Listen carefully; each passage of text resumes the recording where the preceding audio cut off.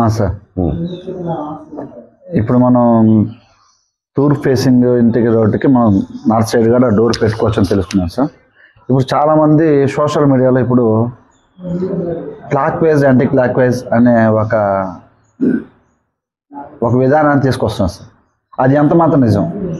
మనకు 4 గోడల మధ్య అదే స్పెషలా ఈ క్లాక్ వైజ్ యాంటీ క్లాక్ ఇది కొంచెం వివరించండి sir. Clock wise anti clock wise with respect దేనికి మీరు అడిగే క్వశ్చన్ అంటే సార్ అదే సార్ ఇంటి లోపలికి అదే క్లాక్ వైజ్గా వెళ్ళాలా?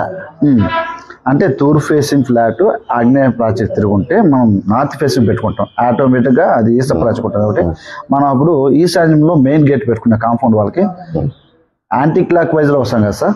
ఇప్పుడు అది సోషల్ మీడియాలో ఎక్కువ దాన్ని రేస్ చేస్తున్నారు, కొన్ని ఛానల్స్ కావచ్చు, ఎవరైనా కావచ్చు. అది దానికి వివరణ ఇవ్వండి సార్. ఇంటి సింహద్వారం ఎదురుగా ప్రహరీ గేట్ ఉంటే సంతోషం, తిన్నగా వెళ్ళిపోతాం. ఈ clock wise anti clock wise అనేది ఎక్కడ చెప్పారు అంటే, మన ప్రాకారం లోపలికి లేదా మన ప్రహరీ లోపలికి మనం ఏదైనా వెహికల్ వేసుకొని వచ్చినప్పుడు వెహికల్ పెట్టిన తర్వాత వెహికల్ పెట్టిన దగ్గర నుంచి నువ్వు నడిచే నడకల సింహద్వారానికి క్లాక్ వైజ్గా ఉండాలి అని చెప్పారు. అంటే మంచిది అని చెప్పారు. ఎందుకు? ప్రకృతిలో ఒక మేనిఫెస్టేషన్ ప్రాసెస్ అనేది పదార్థం పుట్టుగా ఒక క్లాక్ వైజ్ మేనర్లోనే తిరుగుతుంది అని చెప్పారు. కాబట్టి నువ్వు తిరగాల్సి వస్తే ఆ రకంగా క్లాక్ వైజ్గా తిరుగు అని చెప్పారు. అంత మాత్రాన బ్రహ్మాండం ఏం బద్దలైపోతుంది నువ్వు తిరగకపోవడం వల్ల. ఇప్పుడు శాస్త్రాన్ని ఎలా అన్వయించాలి? ఒక వ్యక్తికి అతనికి ఉన్నటువంటి స్థితిగతులు ఏంటి, అతనికి ఉన్నటువంటి ప్లాట్ ఏంటి, అక్కడ ఉన్నటువంటి రోడ్డు ఏంటి, టెక్నికల్ పరిభాషలో దిక్కులకు ఉందా, ఎన్ని డిగ్రీలు తిరిగి ఉంది. సో అతను ఆ ఇంటి లోపలికి వెళ్ళడానికి ఎక్కడ సింహద్వారం పెడితే అనేది ఇంపార్టెంట్. కానీ అన్ని సందర్భాలలో క్లాక్ వైజ్గా నడిచేటటువంటి ఆవశ్యకత రావచ్చు, రాకపోవచ్చు. కానీ దాన్ని పెద్ద భూతంలాగా చేసి చూపెడుతున్నారన్నమాట. మిత్రులందరూ ఒకటి తెలుసుకోవాల్సింది ఏంటంటే, ఇవాళ మనం నివాసం ఉంటున్న చోటు నుంచి కేవలం నువ్వు తూర్పు ముఖంగానే, ఉత్తర ముఖంగానే, లేదా ఈశాన్య ముఖంగానే వెళ్ళడం ద్వారానే మన జీవనం సాగుతుందా? అన్ని దిక్కులకి ప్రయాణం చేయాలా?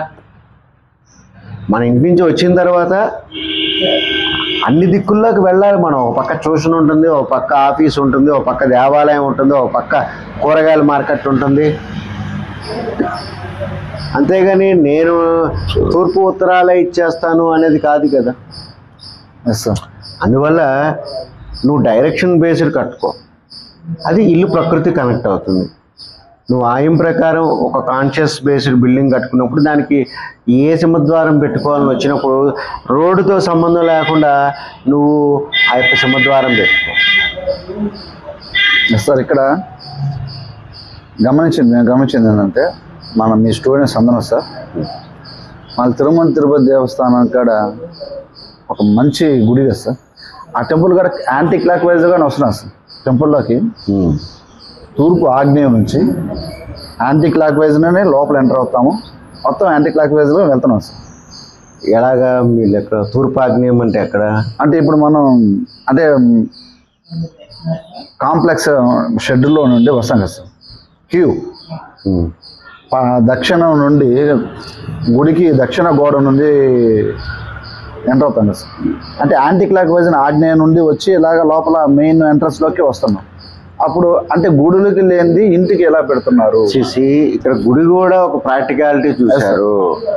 విషయం ఏంటి, అక్కడ ఉన్నటువంటి ఆ యొక్క జియోగ్రఫికల్ దీన్ని బట్టి చూసుకునేటప్పుడు అక్కడ ఈశాన్యం పక్కగా ఒక కోనేరు ఉంది, వరాస్వామి గుడి ఉంది, ఎదురుగా రామ్ బగీచా సంబంధించినవి ఉన్నాయి. సో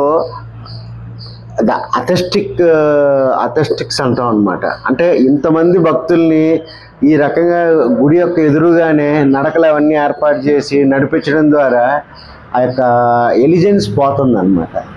అందుకని ఇక్కడ ఒక ప్రాక్టికల్ పాయింట్ ఆఫ్ వ్యూలో వాళ్ళకి అవకాశం ఏంటి, గుడికి అటు నైరుతి పక్కన అటు దక్షిణం పక్కన ఎక్కడో ఖాళీ స్థలం ఎక్కువగా ఉంది.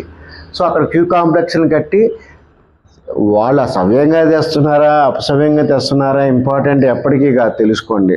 వాడు దక్షిణం పక్క నుంచి అపసవ్యంగా వచ్చిన గుడికి గోపురం గుండా లోపలికి ఏ దిక్కు నుంచి వెళ్తున్నాడు అనేది ఇంపార్టెంట్.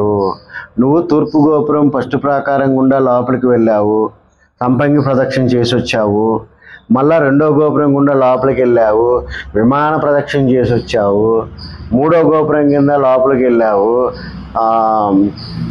ముక్కోటి ఏకాదశి ప్రదక్షిణ చేసి వచ్చావు. నువ్వు అన్నీ ఎన్ని చేసుకొని వచ్చినా మళ్ళీ బయటకు వచ్చిన తర్వాత నువ్వు అదే రకమైన క్లాక్ వైజ్గా తూర్పు నుంచే బయటకు వస్తున్నావు. అంటే ఇక్కడ ఏంటి, నువ్వు గుడికి నువ్వు ఈశాన్యం నుంచి క్లాక్ వైజ్గా వచ్చావా, ఆగ్నేయం నుంచి యాంటీ క్లాక్ వైజ్గా వచ్చావా, ప్రకృతికి ఎన్ని సంబంధం లేదు. నువ్వు నా లోపలికి ఎక్కడి నుంచి వచ్చావు, తూర్పు సెంటర్గా నువ్వు లోపలికి వెళ్ళావు, చుట్టూ క్లాక్ వైజ్ ప్రదక్షిణ చేసావు 3 ప్రాకారాలు, అదే ప్రదక్షిణ చేసుకుంటూ అదే ద్వారం నుంచి బయటకు వచ్చావు, క్లాక్ వైజ్గా బయటకు వచ్చావు.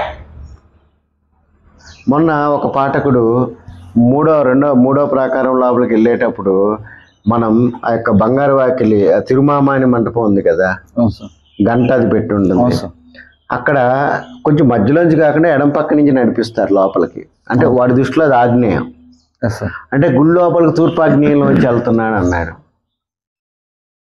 అసలు కాంటాక్స్ట్ అసలు అది కాదు. నువ్వు మెయిన్ ఎక్కడి నుంచి వెళ్తున్నావు, సెంటర్లోంచి వెళ్తున్నావు. నువ్వు లోపలికి ఇంక ఎట్లాగైనా తిరుగు, అక్కడ ఆగ్నేయాలు ఈశాన్యాలు వాయువ్యాలు నడకలు ఏం పనిచేయవు. ఒక్కసారి నువ్వు లోపలికి ఎలా వెళ్ళావు, మెయిన్ మధురవాళ్ళలోంచి తూర్పు మధ్య సూత్రం నుంచి వెళ్ళావు. అక్కడ మధ్య సూత్రము, యోని సూత్రము, బ్రహ్మసూత్రము తిరుమలకు ఒక్కటే అన్నమాట. లోపలికి వెళ్ళాక మళ్ళీ ఈ గదికి ఈశాన్యాలు, ఈ గదికి ఆగ్నేయాలు, అది ఈ మధ్యకాలంలో పట్టినటువంటి పెచ్చ. సో అది పెద్ద ఇంపార్టెంట్ ఏం కాదు. మీకు క్లారిటీ వచ్చిందా? Okay sir. Okay, thank you sir.